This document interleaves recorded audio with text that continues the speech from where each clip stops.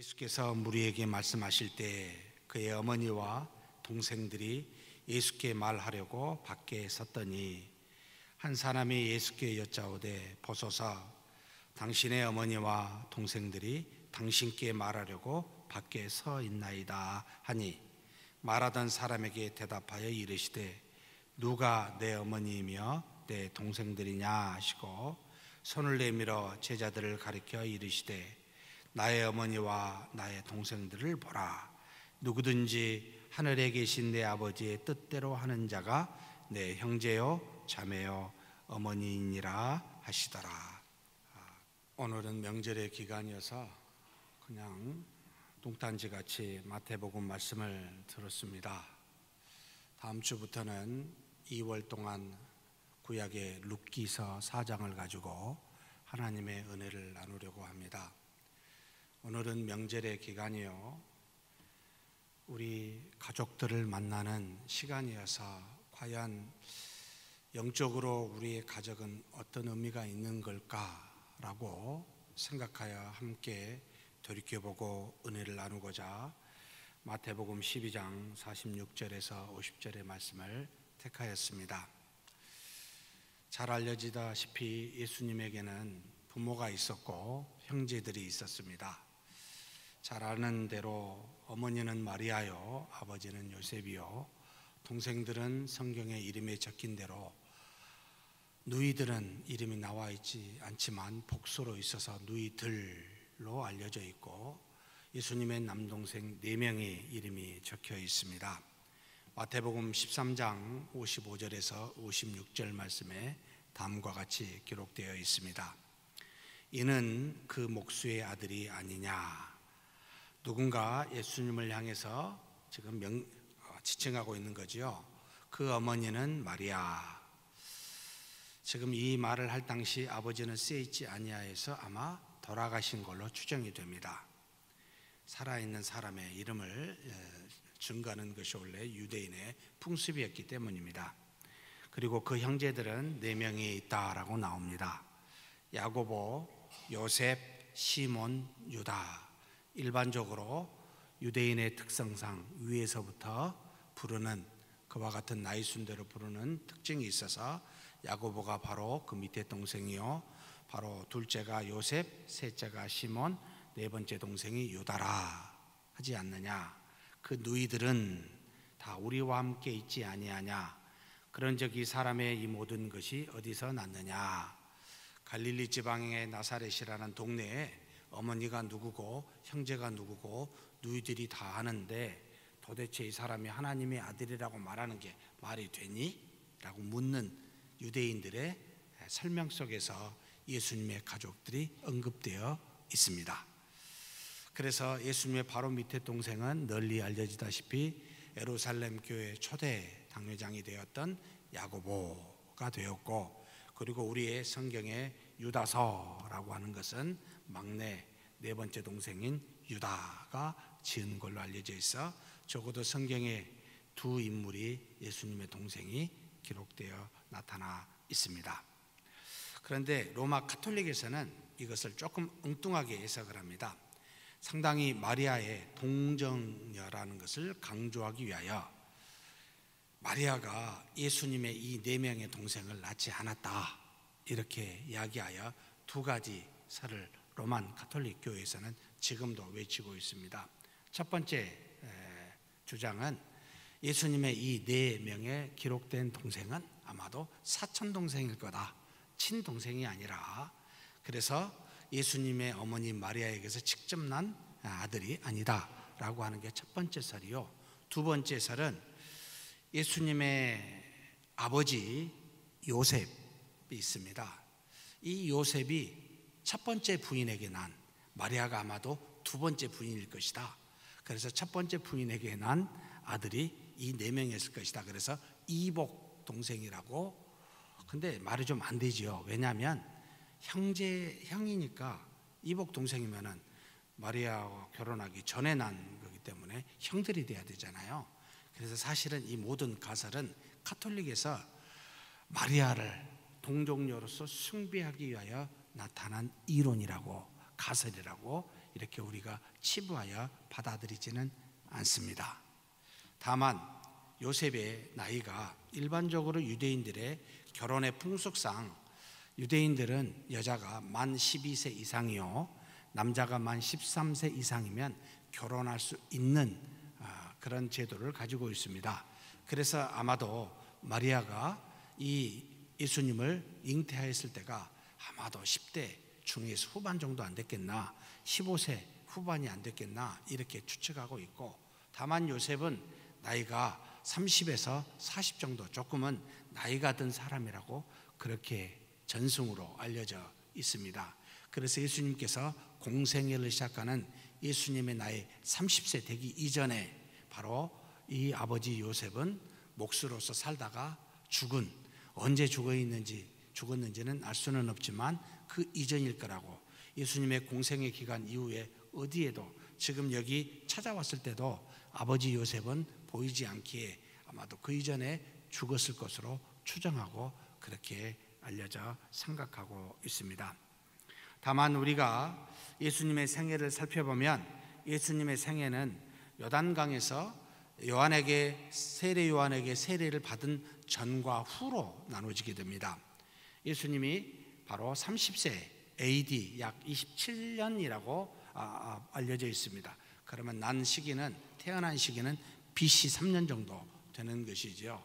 이때쯤 AD 27년경 30세가 되던 해에 바로 세례 요한으로부터 세례를 받고 난 이후 3년 동안은 하나님께서 이 땅의 메시아로서 하나님의 아들로서 공적으로 모든 일들을 행하는 공생의 기간이라고 정해져 있고, 그 이전 약 30세 되는 태어날 때부터 공생의 이전 세례 요한으로부터 세례받기 이전은 아마도 부모님과 더불어서 가족들과 더불어서 함께 살면서 평범한, 물론 그리스도로서 여러 가지 이적들이 나타난지 안 나는지는 모르겠습니다만, 그러나 적어도 공생의 이전은 일반적인 평범한 삶을 살았을 것으로 그렇게 추정하고 있습니다. 그런데 세례 받은 뒤도 이 3년의 기간도 상당히 재미있는 기간이라고 보여집니다. 이 3년 중에 거의 2년 동안은 갈릴리에 나사렛에서 한 65km 정도 떨어진 갈릴리 바닷가, 원래는 바다가 아니고 호수지요. 워낙 끝이 안 보이기 때문에 바다라고도 불렀습니다만, 나사렛 지명에 따라 갈릴리 호수가, 나사렛 호수가 여러 가지 명칭으로 부르고 있습니다만, 북쪽 편에 가버나움이라고 하는 곳에서 주로 거의 한 2년 동안 머물면서 갈릴리에서 주된 사역을 행하시고, 그 다음에 유대지방 바로 위에 베레아 지방, 그 다음에 데가볼리 지방이 요단강 동쪽편에 있습니다. 이쪽 지방에서 유대지방과 더불어서 사역했던 기간을 한 1년 정도의 가량 되는 기간으로 보고 있고, 명절 때마다 예루살렘에 내려와서 항상 행하였기에 예루살렘에 그렇게 많이 있지는 않았습니다만 주로 예루살렘에서 했던 사역, 그러나 예수님의 공생의 기간의 대부분은 다 갈릴리 지방에서 보낸 것으로 그렇게 알려져 있습니다. 무슨 교훈을 우리에게 주는 걸까요? 예수님은 어디에 계신다? 주로 예수님이 가시는 곳은 주로 어디시다? 예수님이 이 땅에 오신다면 주로 어디에 계신다? 서울일까요? 전주일까요? 한 번씩 예수님의 행적을 따라가 보고 예수님이 말씀하신 것을 들어보고 또 예수님께서 자신을 드러내 보이신 곳을, 그 장소를 보면은 우리에게 몇 가지 교훈들을 줍니다. 예수님은 사람이 많은 곳, 큰 곳 이런 것을 찾아다니며 자신을 드러내려고 의도하신 적이 단 한 번도 없습니다. 명절 첫날, 끝나고 난 첫날, 여러분 유대인 중에 가장 크게 했었던 유월절의 기간이 끝난 그 다음 날, 물론 명절 기간에도 갔습니다만 다음 날 성전을 찾으시는 모습이 누가복음에 나타납니다. 아무도 없다고 할 때 많은 사람이 왔다가 가버리고 난 뒤에 예수님은 그곳을 찾아가십니다. 정말 교회 지역적으로 말하면 이방 땅에 소외되어진 곳에, 한마디로 농촌에 없는 곳에, 굳이 교회로 말한다면 화려하지 않는 구석구석에 손 마른 병자가 있는 곳에 12해 동안 혈루증을 앓는 사람 가운데 예수님을 만나고 예수님을 바라보는 사람들은 어쩌면 눈에 띄는 사람들이 아니라 눈에 띄지 않는 사람이요, 눈에 띄지 않는 지역을 찾아가시고 그곳에 주로 계셨습니다. 그렇다고 눈에 띄는 사람을, 눈에 띄는 대도시를 완전히 외면한 건 아니십니다. 예루살렘도 가셨습니다. 그러나 그분의 대부분의 사역은 외진 곳, 소외된 곳. 그렇다면 이 땅의 물이 하늘로 올라가지 않고 어디로 밑으로 내려가는 것이 이치구나. 예수님이 이 땅에 오신다면 역시 밑으로 내려가시는구나. 예수님이 이 땅에 오실 때는 마구간에 오시는구나. 예수님이 이 땅에서 부활하실 때는 미명에 오시는구나. 예수님께서 다시 재림하실 때는 언제일까, 어디일까 라고 굳이 인간적으로 생각해 본다면 그 이전에 보여주신 그 교훈에 따라 그와 같은 힌트를 우리에게 주고 있는 것은 아닌가, 이런 생각을 하게 합니다. 어찌되었든 예수님의 공생의 기간 동안 3년 중 2년 동안을 갈릴리 가버나움 고향에서 65km 떨어진 곳입니다. 그런데 예수님 이 떨어진 공생의 기간 동안 예수님께서 이제는 세례 요한으로부터 세례를 받고 나면부터는 가족과 이제는 떨어져서 완전히 집을 떠나 사역을 행하십니다. 누가 궁금했겠습니까? 가족이 궁금했겠죠. 어머니 마리아와 형제들이 궁금했을 거 아니에요. 그래서 지금 찾아온 장면이 나타납니다. 그래서 본문의 46절에 다음과 같이 이야기합니다. 그가, 예수님이죠, 무리들에게, 제가 직역했습니다. 무리들에게 말씀하시던 중에, 지금 뭔가 무리들에게 증거를 하고 있는 가르침 중입니다.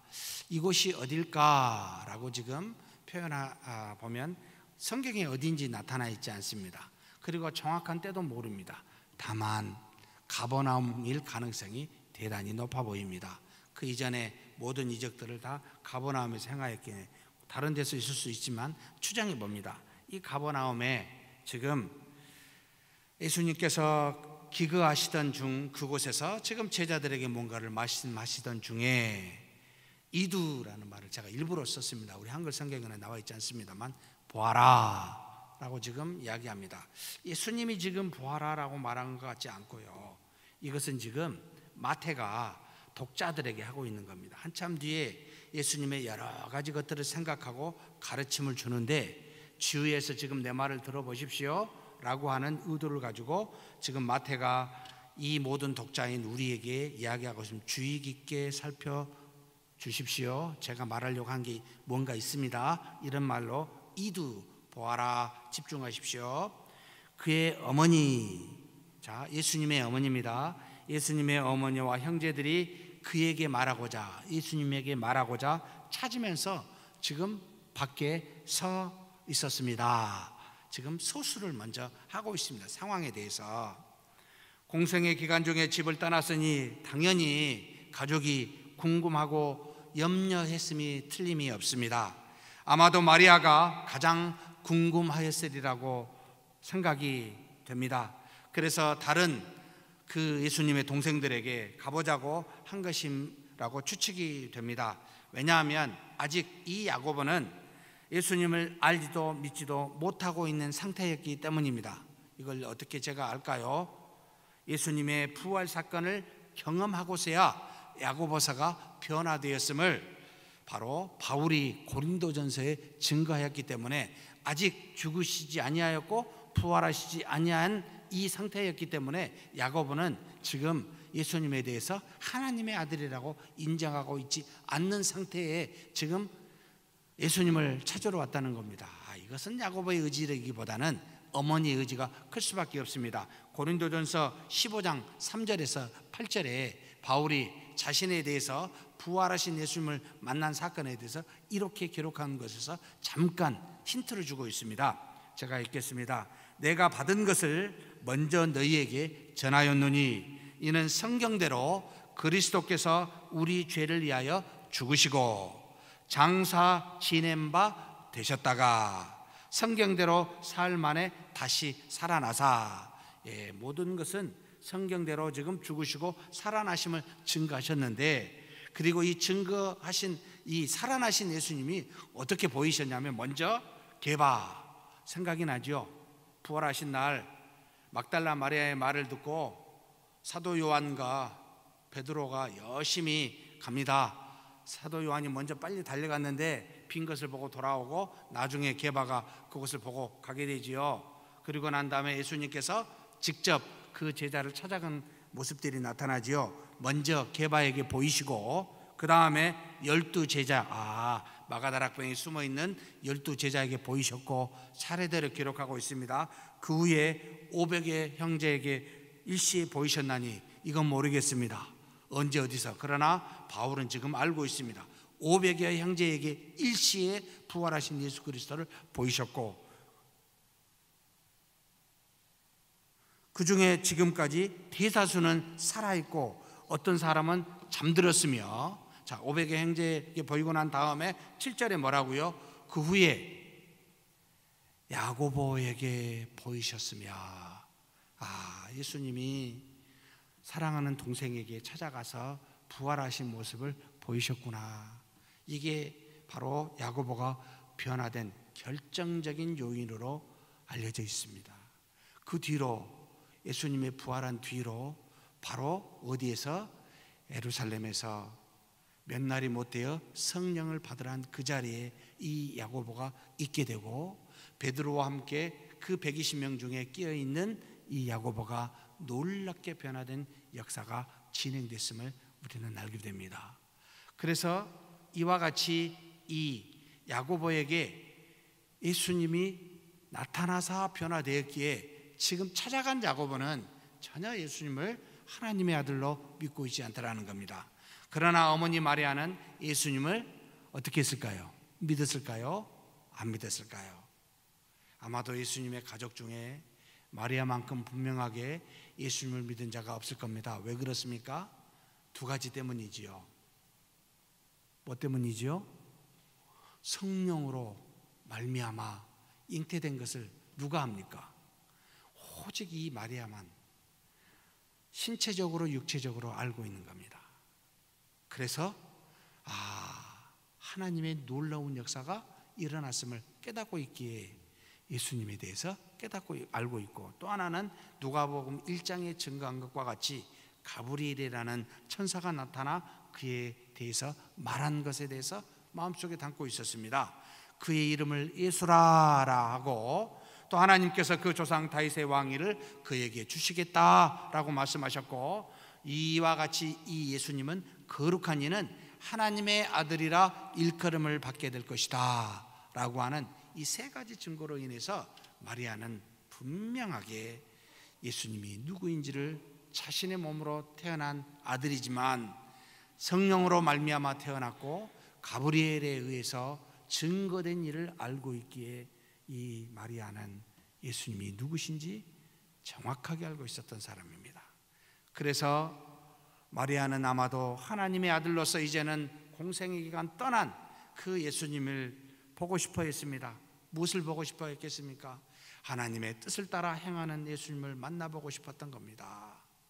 자기와 더불어서 30년 동안 함께 살았지만 이제 떠나 하나님의 아들로서 하나님의 뜻을 이루어가는 예수님을 만나보고 싶었던 것이라고 추정이 되는 거지요. 그래서 믿지 않는 이 생짜배기 4명의 동생들 데리고 한번 가보자. 무슨 의도가 있겠습니까? 내 형을 보고 하나님의 아들이라고 믿으라 라고 하는 어머니의 간절한 소망도 함께 있었을 것으로 추정이 된 것이지요. 가버나움입니다. 나사렛에서 가버나움은 아무리 빨리 가도 사람의 성인의 걸음으로 65km니까 적어도 걸어서 이틀에서 3일길이 됩니다. 그래서 2, 3일 동안 걸어서 이 어머니와 형제들은 예수님을 찾아왔습니다. 그러자 47절에 밖에서 있는 이 예수님의 가족들을 보고 이름이 누구인지 나와 있지 않지만은 다른 성경에 보면 한 제자라고 나옵니다만 이 마태복음은 어떤 이라고만 나옵니다. 어떤 이가 그에게, 예수님에게 말하였습니다. 보십시오. 당신의 어머니와 당신의 형제들이 밖에서 당신에게 말하고자 찾으면서 지금 서 있습니다 라고 지금 누군가 고해주고 있습니다. 가버나움에 사는 예수님이 기거하는 곳에는 예수님과 주로 예수님의 제자들이 머무른 곳이었습니다. 그런데 이곳에는 항상 많은 사람들이 문전성시를 이루었습니다. 왜요? 병자를 낫게 하고 귀신을 쫓아내며 하나님의 능력이 나타났기 때문에 그분에게 가서 그분의 능력을 맛보고자 인생의 문제를 해결하고자 하는 사람들이 질비했습니다. 그래서 중풍병자, 잘 알죠? 중풍병자가 예수님의 그 친구들이 그 예수님 앞에 이 중풍병자를 데려가고 싶었는데 들어갈 수가 없었어요. 왜요? 하도 많은 사람이 있으니까. 어떻게 들어갔습니까? 지붕 위로 올라가서 지붕을 뜯고 그 예수님 앞에 중풍병자의 침상을 내릴 정도로 예수님은 밤낮으로 사람이 문정성시를 이루는 이 가버나움 이곳에, 그래서 예수님의 가족들도 들어갈 수가 없었을 거라고 추정이 되는 것이죠. 그래서 어떤 사람이 예수님께 전달해 줍니다. 당신의 어머니와 형제들이 와서 찾고 있다고. 그런데 예수님의 반응이 너무나 의외였습니다. 바로 그래? 몇 년인지 모르겠습니다. 이때가 지금 정확하게 1년이 됐는지 2년이 됐는지, 그러나 이제는 헤어져서 떨어져 있는 어머니요 형제인데 궁금하지 않을 리가 없을 텐데, 우리처럼 명절에 1년에 명절이 2번 있어서 가족들이 2번을 1년 만나도 그렇게 만나면 반갑고, 그리고 형제 자매 또 부모를 보고 싶어서 그 멀다 하지 않고 자동차가 밀리더라도 찾아가는 우리인데 안 그렇겠습니까? 그런데 예수님이 그렇게 반응하지 않으셨습니다. 바로 달려나가지 않습니다. 그리고 안에 있으면서 말을 전하는 사람에게 이와 같이 대답하십니다.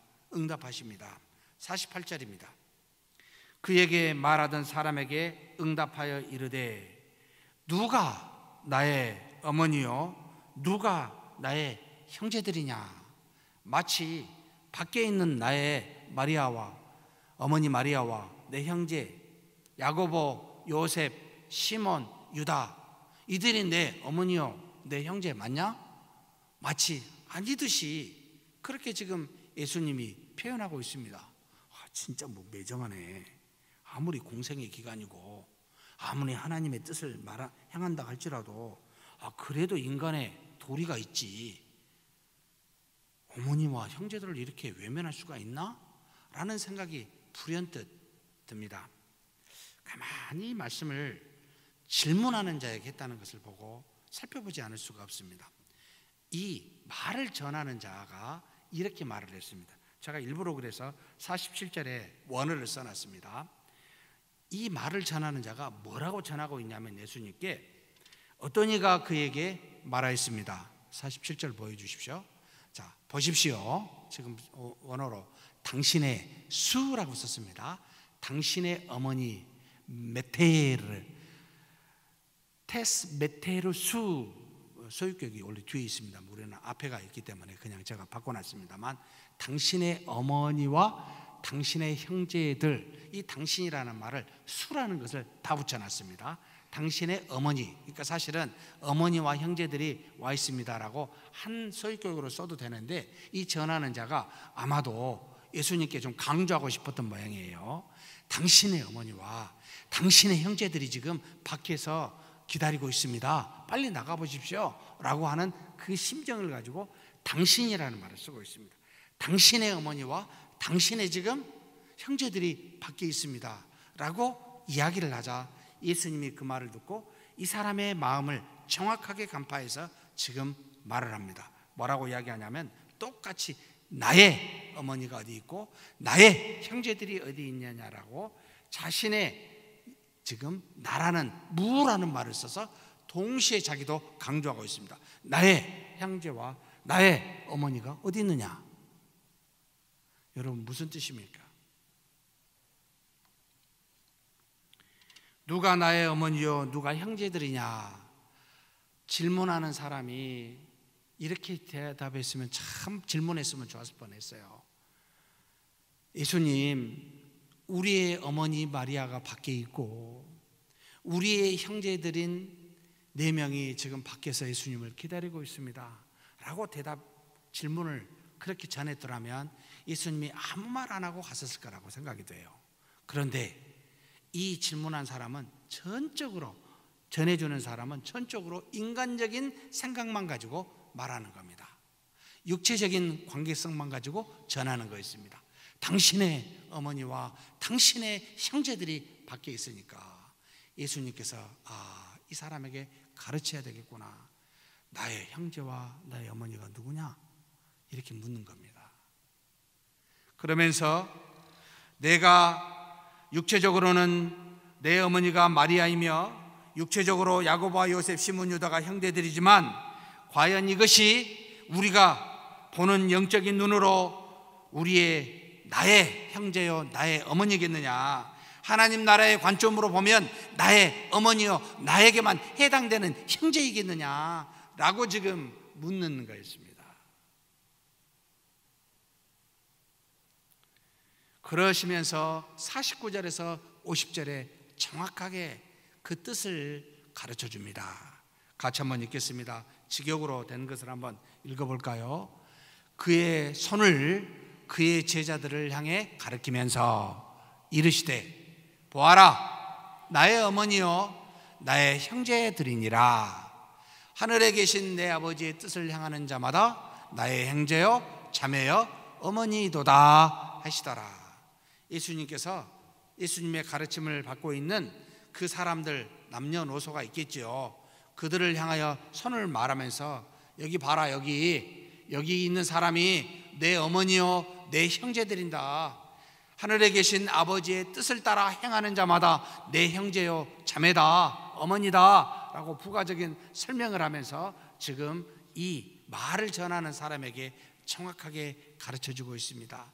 너의 시각은 지금 밖에 있는 마리아가 나의 어머니로만, 또 밖에 있는 내 형제가 나의 형제들로만 보이지만, 그러나 영적인 눈으로 보면, 하나님 나라의 관점으로 보면 모두가 다 나의 형제요 나의 어머니다. 너 그거 알고 있니? 네가 만약 그걸 알았다면 내가 나의 바로 어머니의, 아니 예수님의 어머니라고 말하지 않고 우리의 어머니라고 말했을 거고 우리의 형제들이라고 말했을 텐데, 내가 지금 잘못 알고 그렇게 말하는 것이다 라는 것을 가르치고 있습니다.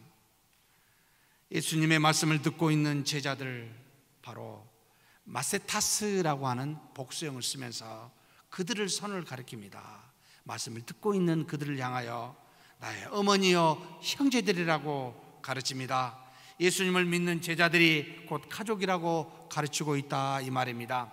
하나님을 아버지로 모시는 하나님의 나라에서는 하나님을 믿는 믿음의 사람들이, 곧 예수님의 제자들이 모두가 다 가족이라고 가르치고 있습니다. 그래서 영원한 하나님의 나라는 장가나 시집이 있을까요? 없을까요?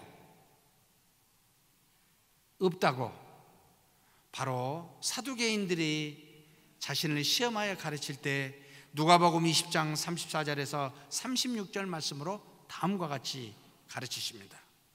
예수께서 이르시되 이 세상의 자녀들은 장가도 가고 시집도 가되 저 세상과 및 죽은 자 가운데서 부활함을 얻기 합당히 여김을 받은 자들은 장가가고 시집가는 일이 없으며 그들은 다시 죽을 수도 없나니 이는 천사와 동등이요. 이 천사와 동등이라는 말은 천사 같은 위치가 아니고 천사와 같이 죽지 않는다는 겁니다.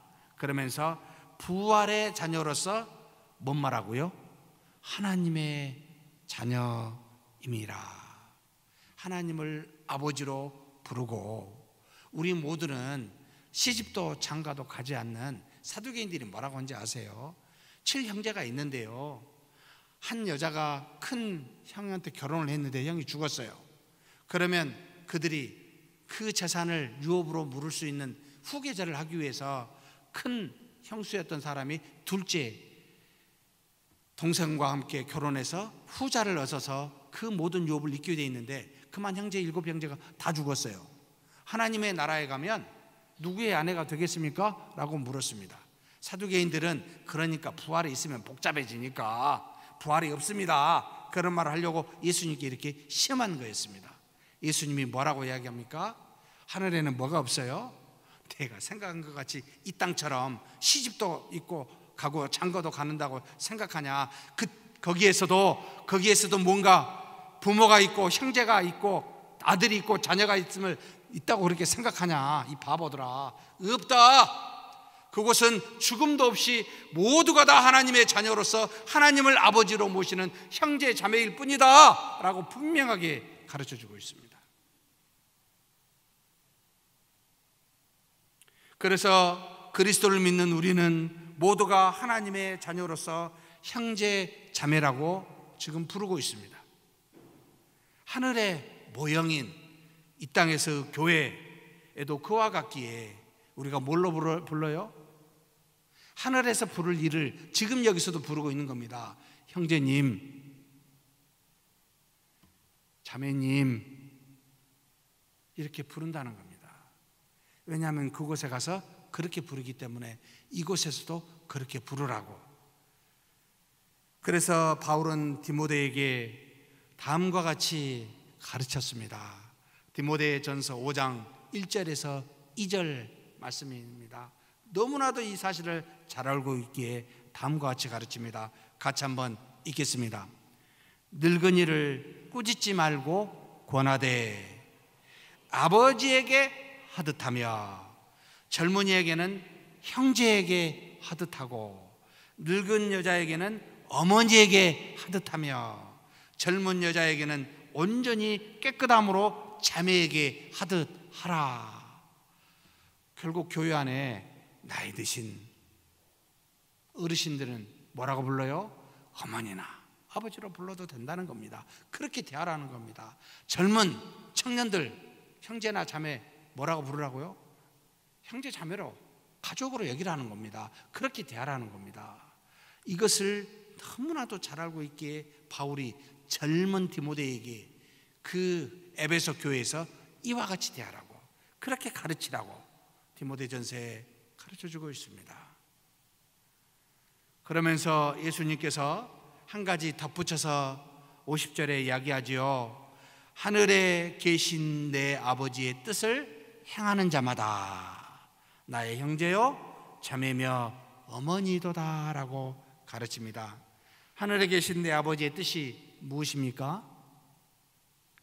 잘 아시죠? 요한복음 6장 40절에 예수님께서 분명하게 증거하십니다. 같이 한번 읽겠습니다. 내 아버지의 뜻은 아들을 보고 믿는 자마다 영생을 얻는 이것이니 마지막 날에 내가 이를 다시 살리리라 하시니라. 하나님 아버지의 뜻이 뭐라고요? 하나님께서 보내신 이 예수 그리스도, 하나님의 아들 예수 그리스도를 믿는 겁니다. 그래서 믿어서 영생을 얻도록 하는 것이 아버지 하나님의 궁극적인 뜻입니다. 그래서 이 뜻을 따라 행하는 자마다 어떻게 돼요? 형제 자매라는 겁니다. 곧 믿는 자라는 거죠. 믿는 자는 다 뭐라고요? 형제 자매라는 말입니다. 하나님 아버지의 뜻을 따라 행하는 우리가 바로 그리스도를 믿는 사람이요 아버지의 뜻을 따라 행하는 사람이라는 말입니다. 다른 말로 말하면 우리는 모두가 다 가족이라는 뜻이지요. 여기 모인 우리가 형제요 자매요 어머니요 아버지인 다 가족이라는 말입니다. 그래서 교회는 무슨 공동체요? 가족 공동체라고 부르고 있습니다. 진심으로 가족 공동체임을 믿습니까? 그것도요, 육체의 가족은 이 땅에서 잠깐 있다 가버리지만 하나님의 나라에서 영원히 가족 공동체인 저와 여러분들입니다. 어떻게 생각하십니까?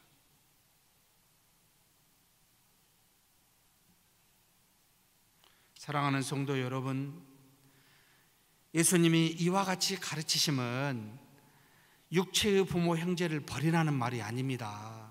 그 관계성을 중시 여기지 말라는 말이 아닙니다. 우리가 지금 육체의 개념에 사로잡혀 그곳으로만 가족으로, 그 가족 공동체를 여기고 있으니까 그걸 확대하라는 겁니다. 지금 믿음의 모든 사람들에게 확대하라고 지금 예수님이 가르쳐주고 있습니다. 그래서 바울은 디모데를 뭐라고 지칭했죠? 사랑하는 아들이라고요. 디모데후서 1장 2절 말씀입니다. 사랑하는 아들. 아니, 언제 낳습니까? 디모데를 낳아본 적이 한 번도 없어요. 바울이 결혼했다는 기록도 없어요. 혹시 결혼해서 사별했는지 이혼했는지 논란이 분분합니다만 적어도 사역하는 동안은 한 번도 결혼한 모습으로 나타나 있지 않습니다. 근데 어디서 이 아들이 있기에 사랑하는 아들 디모데야 편지한다라고 표현합니까? 하나님 아버지와 그리스도 예수 우리 주께로부터 은혜와 공의가 평강이 내게 있을지어다 라고 아버지가 아들을 대하듯이 그와 같은 마음으로 지금 바울이 디모데에게 말하고 있습니다. 당시의 시대에 사랑하는 성도 여러분, 지금처럼 민주적이지 않습니다. 당시는 상전이 있고 종이 있는 시대였습니다. 상전과 종이 있는 계급의 사회에서 신자들이 이런 계급을 뛰어넘는, 어쩌면 이런 계급을 타파하는 놀라운 가족 공동체로, 사랑의 공동체로 하나님이 가르쳐주고 있다는 것은 정말 여러분 사회의 혁신적인 내용이었습니다. 어쩌면 사회의 질서를 뿌리채 흔드는 그와 같은 가르침이었습니다.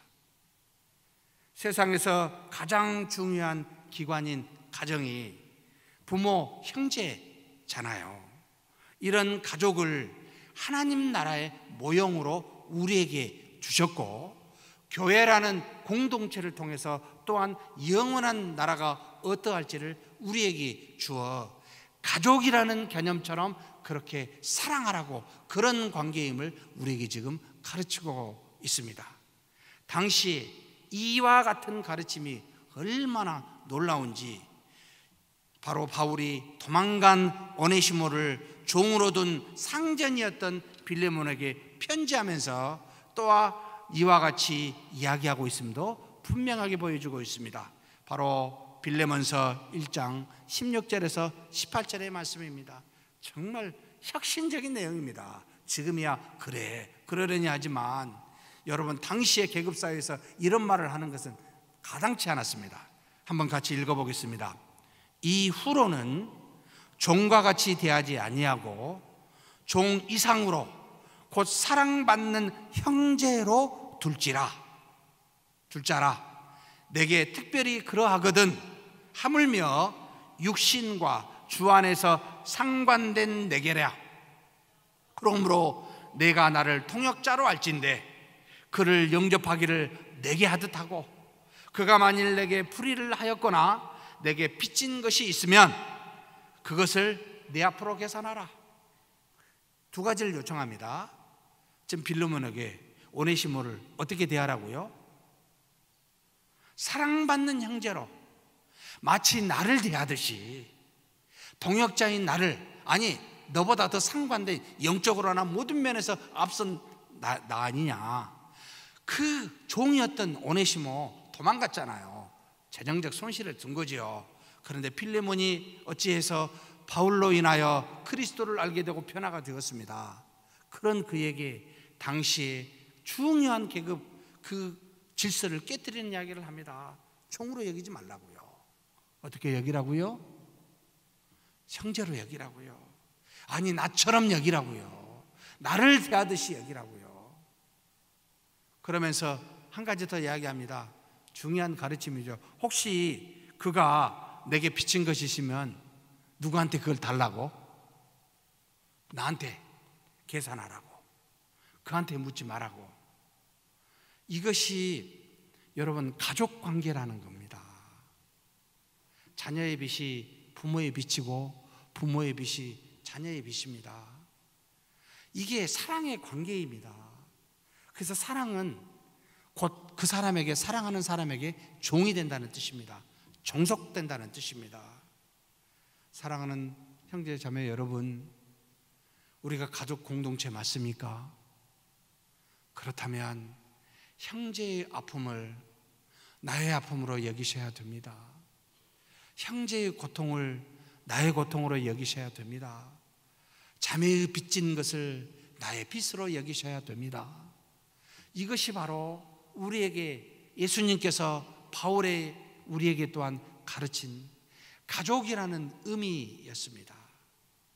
하나님의 뜻을 따라 믿음을 가지고 있는 가족, 이것이 이 땅에서 바로 믿음의 사람들끼리 행하는 사랑의 모습이다라고 가르치고 있습니다. 여기 계신 분이 나의 어머니요, 나의 아버지이며 나의 형제요, 나의 자매임을 여러분 믿으십니까? 그런데 어찌하여 믿는다면 우리가 그 사람에게 향하여 돌을 던지고 정죄하여 여러분 악한 말을 할 수 있습니까? 여러분 혹시 가족에 대해서 어떤 사람에게 허물이 있다고 악한 말 하신 분 계십니까? 없잖아요. 여러분, 신앙의 정도는 이 사랑의 정도에서 나타납니다. 남을 내가 얼마만큼 믿음의 형제 자매를 생각하면서 말하고 행동하느냐가 내 믿음에 여러분 장성한 분량에 있는지, 정말 작은 믿음이 있는지 여러분 그 여부를 판가름합니다. 믿음의 형제 자매들이 내 살아가는 가족인 줄 알고, 내가 그들의 아픔이 내 아픔인 줄 알고 그렇게 여기며 고통하며 그들을 위해서 기도하고 있는 자라면 여러분은 그리스도와 같이 성숙한 자임이 틀림이 없습니다. 그런데 내가 살아가는 가족은 단지 내 육체적 관계에서만 살아가는 가족이요, 나머지는 아니다라고 한다면 아직은 한참 가야 될 어린아이와 같은 신앙을 가지고 있는 모습이 분명합니다. 사랑하는 성도 여러분, 우리 주변에 있는 형제 자매를 돌아보십시다. 정신적으로 고통하고 육체적으로 아파하며 뭔가 시험에 빠져 힘들어하는 사람을 외면치 마시고 내 것으로 여기며 그렇게 주님이 부르실 때까지 사는 저와 여러분이 되기를 주의 이름으로 축복합니다. 하나님 아버지, 감사합니다. 하나님의 뜻을 따라 행하는 자가 바로 나의 어머니요 아버지며 형제요 자매라고 말씀하신 그리스도의 그 놀라우신 아버지 하나님의 말씀처럼 이 땅에 사는 동안 우리가 믿는 믿음의 형제 자매들이 우리의 가족인 줄 알고 날마다 위에서 기도하며 그들을 외면치 아니하고 그들을 소외치 아니하고 그들의 아픔을 아버지 하나님 상처 주지 아니하고 오히려 그들을 위로하며 그들을 사랑하며 그들의 빛이 나의 빛인 줄 알고 그렇게 하나님 안에서 주님 오실 때까지 믿음의 가족으로 여기며 사는 우리 모두가 되게 하여 주시옵소서. 오네시모를 참으로 사랑하는 형제로 알고 모든 빚을 네 앞으로 계산하라 라고 하는 바울의 믿음처럼 우리도 그렇게 성숙한 믿음이 되어 그리스도와 같이 바울과 같이 사는 우리 모두가 되게 복내려 주시옵소서. 우리 주님 예수님의 이름으로 기도하옵나이다. 아멘.